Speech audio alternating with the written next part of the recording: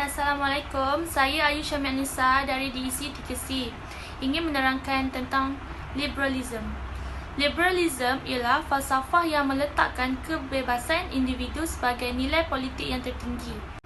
Seseorang yang menerima fahaman liberalism ni dipanggil seorang yang liberal. So, liberal ni menekankan hak peribadi kesamarataan semua orang. Secara umumnya, aliran ini bersetuju dengan prinsip-prinsip kebebasan berfikir, kebebasan bersuara dan batasan. Mereka yang liberal ni menyokong sistem kerajaan demokrasi. Liberal dengan pengundian yang adil, terbuka, iaitu di mana rakyat mendapat hak yang sama rata. Liberalism menolak tanggapan asas dalam hampir semua teori. Negara liberal awal iaitu Amerika Syarikat. Dia didirikan di bawah prinsip setiap manusia dicipta sama taraf dan mempunyai hak yang tak boleh dinafikan, iaitu kehidupan, kebebasan dan sebagainya. Terdapat 5 ciri-ciri fahaman liberal. Yang pertama, pentafsiran Al-Quran berlandaskan akal fikiran semata-mata. Yang kedua, mempertikaikan kesahihan Al-Quran. Yang ketiga, mendakwa Al-Quran bukan wahyu Allah tetapi ciptaan Nabi Muhammad. Yang keempat, menolak hadis. Dan yang kelima, menekankan hak-hak peribadi dan kesamarataan.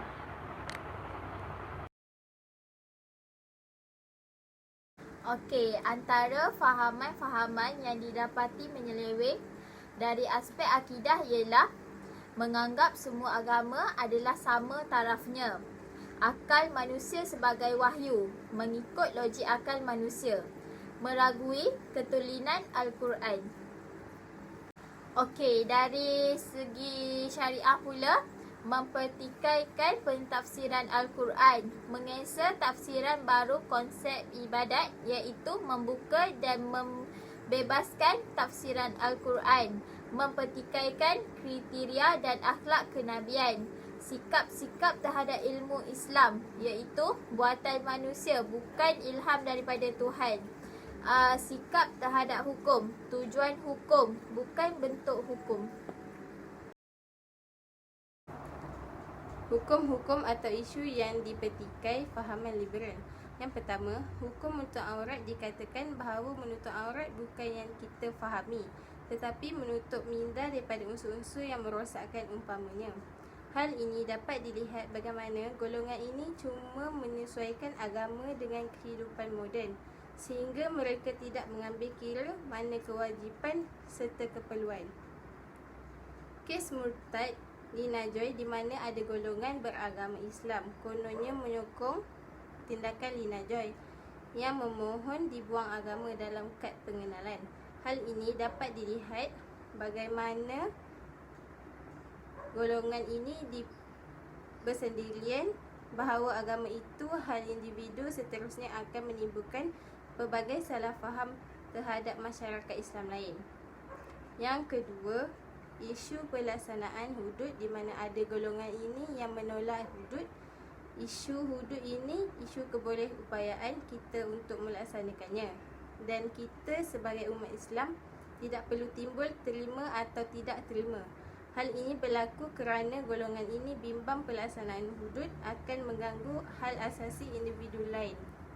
Yang ketiga, agenda seksualiti merdeka yang kononnya mahu menyokong dan memberi pendedahan kepada masyarakat serta pihak berkuasa agar mengiktiraf golongan lesbian, biseksual, homoseksual dan transgender.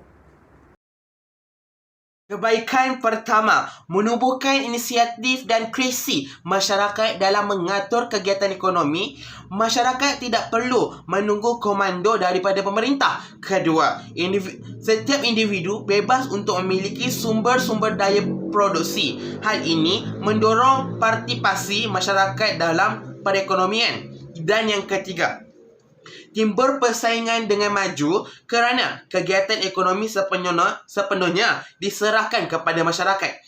Bagi keburukan pula, yang pertama, pemilik sumber daya produksi mengeksploitasi golongan pekerja sehingga yang kaya makin kaya, yang miskin makin miskin. Dan yang kedua, sering muncul monopoli yang merugikan masyarakat. Dan yang ketiga, sering terjadi gelolak dalam perekonomian kerana kesalahan aloksi budaya oleh individu yang sering terjadi. Sekian, terima kasih. Okey, cara untuk menghapuskan liberalisme ini ialah di sini umat Islam perlu meletakkan kefahaman dan tindakan yang benar jika ingin menghapuskan liberalisme. Produk kufur ini tidak akan terhapus selagi mana kilang yang mewujudkannya terus beroperasi. Menjadikan liberalisme sebagai sasaran serangan pada umumnya kelihatan bagus. Namun, jika kilangnya terus dibiarkan tanpa serangan bertubi-tubi hingga hancur, maka sudah pasti serangan ke atas liberalisme akan menemui kegagalan. Selain merupakan tindakan yang sia-sia.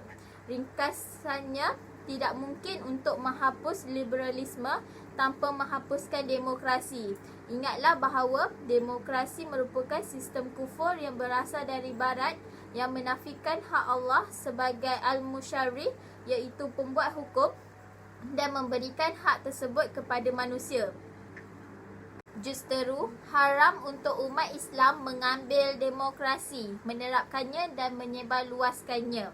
Satu-satunya pengganti kepada sistem demokrasi adalah sistem khalifah, yang mana kewujudan Khalifah Ar-Rashidah ala minhaj nubuwah oleh kali yang kedua sudah pun dikabarkan oleh Rasulullah.